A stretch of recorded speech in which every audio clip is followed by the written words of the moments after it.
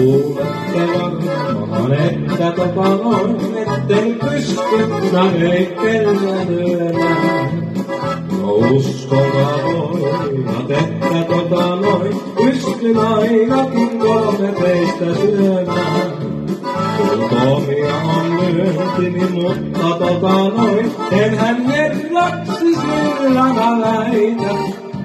Ajattelin nimittäin itsekseni tässä näin, että mahtuuhan maailmahan näin. Isä vanha muinoinen sano kun sä poikani jätät harjavallan. Ei pidä poika varasi, kelle sinä puukkos ja kalpiisi anna. Kun maailmas on kavala ja vaikka se kallein ystävä pettäis. Ajattelin nimittäin itsekseni näitä päin, eikä kukaan mua lavalla vettäis.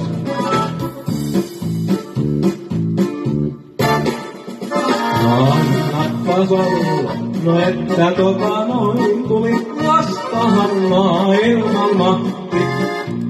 No herrakshan heitti mut ilme, kun muuttu myös herralla tahti.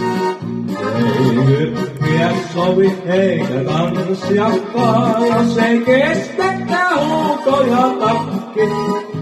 Ajattelin nimittäin itsekseni tässä näin, onhan päässäni herrojen lakki. No siitä ei vaaleta, että oikein kovasti minulle kosuuttu. Mut sitten ne huomaskin, että talollikka jo talosta vaan puuttuu.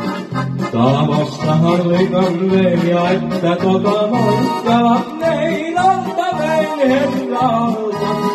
Ajattelin nimittäin itsekseni tässä näin, että eiköhän ne kaalet hieman malta.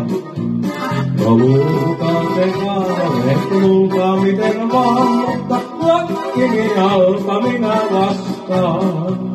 Ja muistakaa vaan se, että kaikki loukkaukset saatte te maksaa. Mut jokainen sen tietää, miten monta lyöntiä lyödäkkä jaksaa. Niin sovitaanko vaan miehet yksi kerrallaan ja tyhjän toimittajat jauhavat